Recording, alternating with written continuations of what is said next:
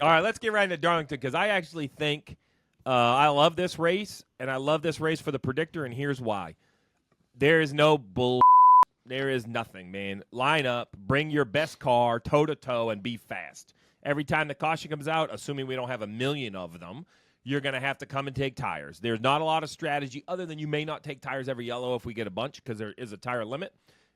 There's no place to hide. You're going to be good. Right, Professor, am I missing something? Like, this is Darlington, right? There's the reason the track, too tough to tame. Now, this car actually is a little more resilient. I know the toe link was a little weak last year. That's kind of behind us. Hardly any of those this year. That's what I mean. So I expect a lot of guys to run at the end of this race, which means it's heavy hitters of heavy hitters. So let's have it. Tier 1. Give me the Tier 1 drivers. Tier 1, Truex, 2-time Darlington winner. Denny Hamlin, 4-time Darlington winner. William Byron won there in the spring, and Kyle 1.5. William Byron's a 1.5-time winner because Joey Logano took away his other win in the middle of 3 and 4. So I'm listening. Yeah, and then Kyle Larson's never won there, but super good there. Shockingly. All right, Tier 2. Christopher Bell, Harvick, who's won there a ton. Logano, Chase Elliott, Ross Chastain, Tyler Reddick, Brad Keselowski. Okay, we can't just skip right over this because Chop gave me the big head shake at Chase. Yeah, Chase is done. He's looking for next year. Okay. No way. Right, no way. He was third there in May. I wouldn't be surprised if they won 2 races in the playoffs. So I will say this, and God forgive me for bringing this up. The 9 is in the Owners' Championship. So there's a split thing, and listen, this isn't going to lead to NBC broadcast, but just to counter your point, I understand what you're saying. But where the money gets paid is through the Owners' Championship. I don't know that to be fact, but that's what I'm told. I can't say that I know that for sure. It's not like I have the entry blank. I'm not an owner.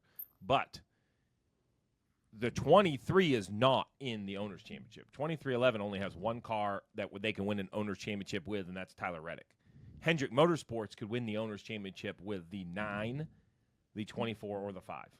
Is that right, Professor? How did I do studying my notes for this week? That's correct. Very good. So I do think that Chase is going to care a little because the guy that pays him cares. Yeah, that's what. Does that translate to the drivers? I mean, do you think? I think that after you've laid an egg and missed it for your owner, okay, you'd be like, like Rick knows they're trying, right? Like he's not mad about it. I say lay an egg, but he's out with injury. There's all these things. A lot could be forgiven if you deliver a big check. Yeah. Well, also, do you think that the fact that now he's not having to press to try to get into the playoffs, they can race the race and not try to be strategic and make a move? Does that help them? Not this team.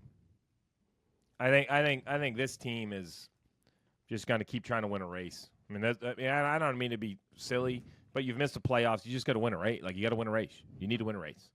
So I guess from my perspective as a betting, just like we got off the Harvick train because we thought the story would be great and he would all that, and it still could win, right? But I think the same thing with Elliott is we thought, okay, he's going to definitely win and get in the playoffs. There was no doubt that he was going to do that, and then it just they never could put it together. Yeah, well, that's true. But no, I hear you. I'm not a fade Chase. I'm not a for Chase. I'm not a avoid Chase because I don't know what the. How about this? Everyone that's in the playoffs, I absolutely know what they're going to do. Right. So I think that's where I'm leaning more. All right, Tier 3, go through them because I have some question marks on Tier 3. Okay, Bubba, Ryan Blaney, Chris Buescher, Kyle Busch, Ty Gibbs, Alex Bowman, Daniel Suarez. Okay, there's one name that doesn't look like the rest down here. How is Kyle Busch Tier 3? He blew up under caution, whipping everyone's ass here last year. I understand that, but he's been 30th or worse in 3 of the last 4 races there. He only has 2 finishes of 14th or better in the last 7 races this season. Like, he's not running like Kyle Busch. I'm not saying he can't go out here and win this weekend, but just the numbers have not been good for him lately. And we're going to blast through the next tier. Do any of these drivers stand out? Stenhouse, Dinger, Jones, Dillon, Almirola, Cindric, Briscoe, Priest, McDowell, Haley, Burton. Burton had a great run in the spring. Haley's run good there before. I got questions about both of them. LaJoy, Gilliland, Dillon, Ty Dillon, Newman, Yaley, McLeod, and Hocevar was super fast to St. Louis until he blew up or broke brakes or whatever happened to him. So let's talk about Burton and Haley. Let's take a minute. We don't ever talk about a couple long shots. Burton was like top 10 in the spring, one of his only top 10s. Yeah. He was. Just because I know the book, we don't have to look at the odds. I know Burton's going to be way down. He was 6th in the spring. 6th in the spring. Now he has a new crew chief this week. They had a crew chief swap. That sometimes puts a little juice in a company. How about Justin Haley? Didn't he run good there, or did I dream that? Wasn't he 3rd? Maybe that was last spring. He was 3rd last spring and 8th in the this spring. So 2 in a row. So that's 2 in a row. Yeah. Man, I used to think I was getting old and my memory was going, but I remember those right off the top of my head. I'm pretty proud of that. It was those one-liners. You know it might have been. It was the one-liners. I study them. Can you believe we've had 7 months without an NFL game? Crazy, right? Well, good thing that's over. NFL is here, and DraftKings Sportsbook, an official sportsbook betting partner of the NFL, is giving you a can't-miss offer for Week 1. This week, new customers can get $200 in bonus bets instantly when you bet just $5 on any NFL game. DraftKings is hooking everyone up with game day greatness. All customers can take advantage of 2 new offers every single game day this September. Check the app to see what you got to get. Download now and use code DMD to sign up. New customers could take home $200 in bonus bets instantly just for betting $5. That's code DMD. Only on DraftKings Sportsbook, an official sports betting partner of the NFL. The crown is yours. So Haley has better than I didn't know he had 2 back-to-back top 10s. Well, it's 2 of the last 3. Well, okay, so 66%. Yep. For a guy that is getting plus 850 for a top 10? I mean, I'm just saying. I mean, I'm not saying he's going to, but if you go by the numbers, he's done it twice. Chop loves these top 10 bets, too. I'm out. That's what you were last week. Then you put 3 on the board. Wow. I had to get that J.J. Yaley bet in there.